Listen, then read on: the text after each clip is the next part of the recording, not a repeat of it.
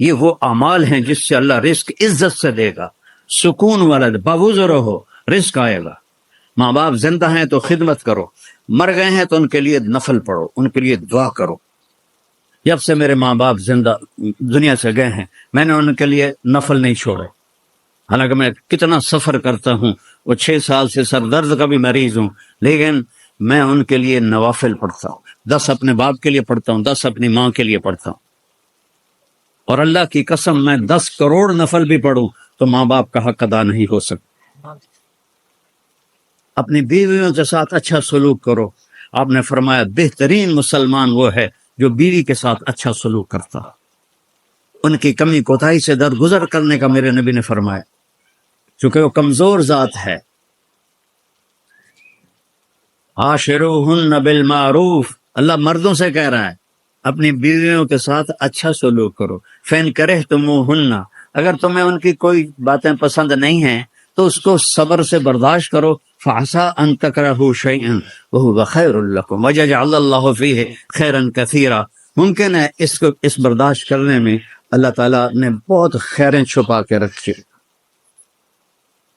آپ تہجد میں اٹھتے تھے، ہم عائشہ آگے ہوتی تھی لیٹی ہوئی، ان کو نہیں اٹھاتے تھے، وہ سوتی رہتی تھی، آپ نفل پڑھتے تھے۔ جب آپ سجدے میں جاتے تو اتنا وہ چھوٹا حجرہ ہوتا تھا جو لولاب کی چابی ہاتھ میں رکھتا ہو، جنت کی چابی بھی جس کے ہاتھ میں ہو، اللہ کا جھنڈا بھی جس کے ہاتھ میں ہو، ختم نبوت کی مہر بھی جس کی کمر پر ہو، تاجدار انسانیت کا تاج بھی اس کے سر پر ہو۔ ان کا گھر کتنا تھا کہ جب وہ سجدے میں جاتے تو جگہ نہیں ہوتی تھی، تو آپ عائشہ رضی اللہ عنہ کے یہاں ہاتھ مارتے تو وہ اپنے پاؤں سکیڑ لیتی اور آپ اس میں سجدہ کرتے۔ اب لوگ بڑا گھر لینے کے لیے کتنے غلط کام کرتے۔ اللہ رزق دے، اپنے رزق سے لے لو، محل لے لو، لیکن جیسے یہ ہیرا پھیریاں اور سوائے تھکنے کے کچھ نہیں۔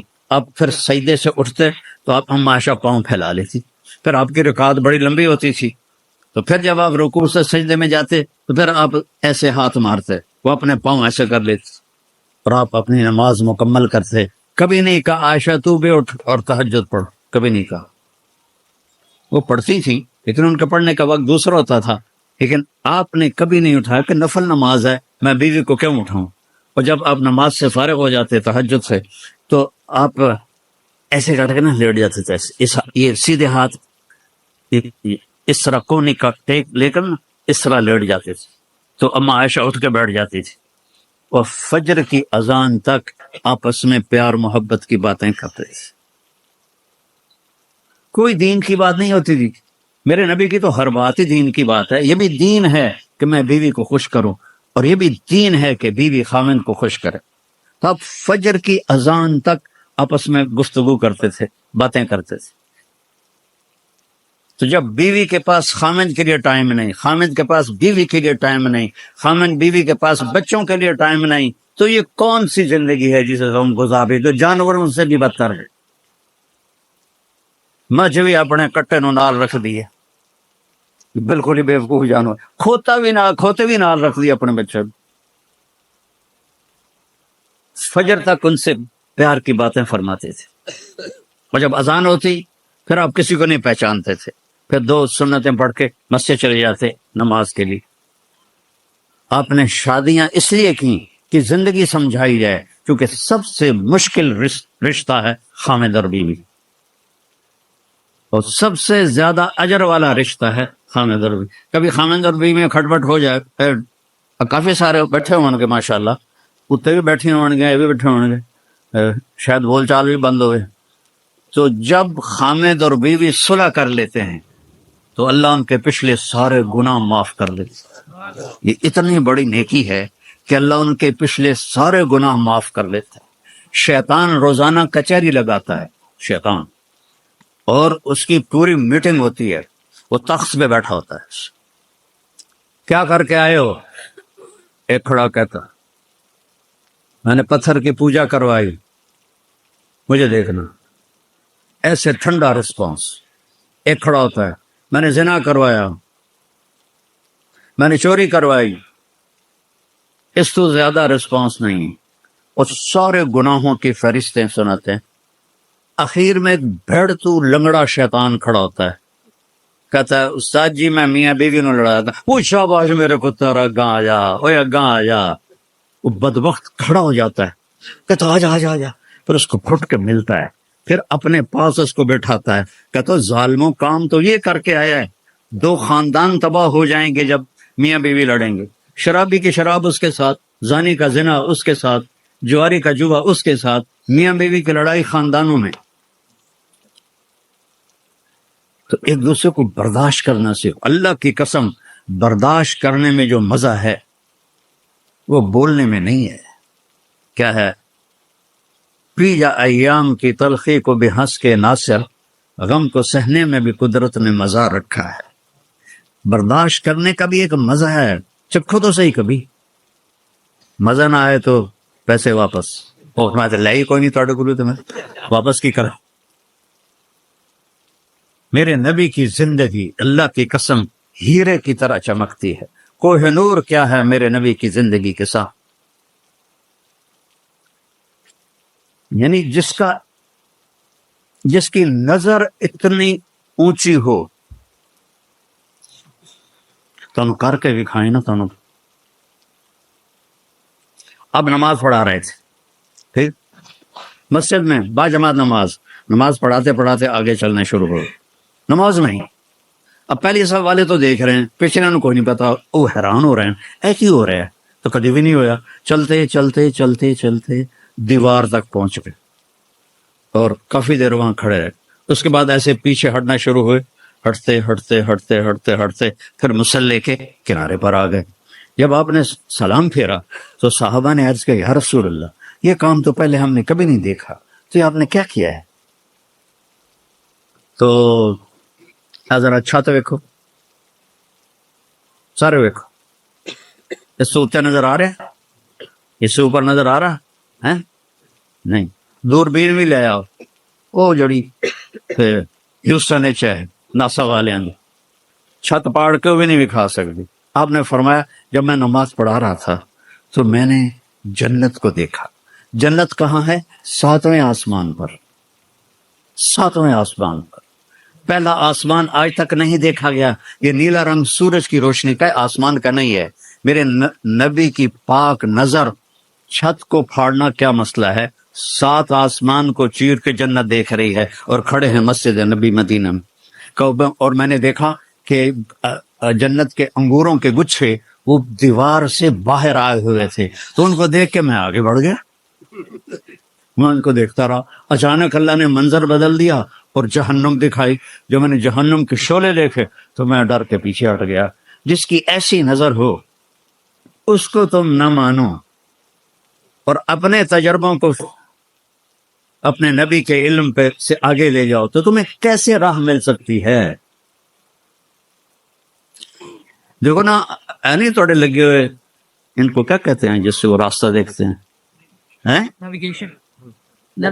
نیویگیشن. ایک انسانی ایجاد ہے نیویگیشن. تم چپ کر کے اس کے پیچھے چلتے رہتے, چاہے تو جنگلے چلے گئے. تو وہ نبیوں میں رحمت اللہ کا پانے والا, مرادیں غریبوں کی برلانے والا, غریبوں کا ماوا یتیموں کا مولا, ہر ایک کے دکھ درد میں کام آنے والا. والضحى واللیل اذا سجا ما ودعك ربك وما قلا وللآخرة خیر لك من الاولى ولسوف يعطيك ربك فترضى. اللہ نے نعت خوانی کی ہے اپنے نبی کی, ترجمے کے بغیر سنتے جاؤ.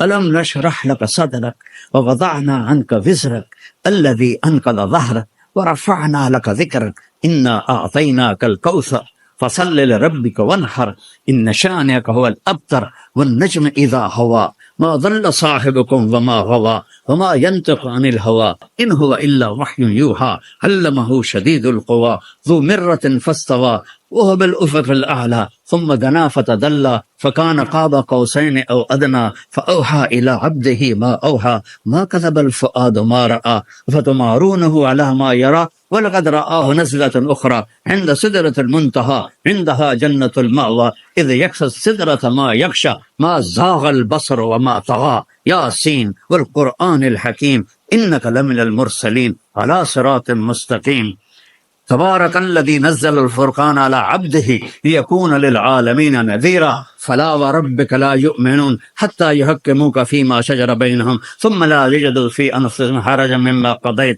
ويسلموا تسليما. صرف قرآن سننے کا مزہ لے لو، ترجمے کے چھوڑو. ترجمہ کر دیتا ہوں. میرے رب نے اپنے نبی کی نعت سنائی، اپنے نبی کی نعت سنائی. ہمارے نعت ہاں تو گانوں کی طرز پر کرتے ہیں. تو چلو بھائی نعت پڑھو، میں خود اللہ نے کہا ہے، لیکن گانے کی طرز پہ تو نہ پڑھو، یہ تو بے ادبی ہے. جنید جمشید رحمۃ اللہ علیہ چونکہ وہ خود میوزیشین تھے تو وہ اپنی دھن بناتے تھے، لیکن ان کی ایک نعت سنی 60 اور 70 کی دہائی میں. 71 میں تبلیغ میں لگا تو 71 بھی تقریباً اکتوبر تک جتنے مشہور گانے ہیں اب بھی میرے دماغ میں، کہ میں جنید سے بڑا سنگر تھا. اسکول میں بھی، primary school, high school, government college Lahore. تو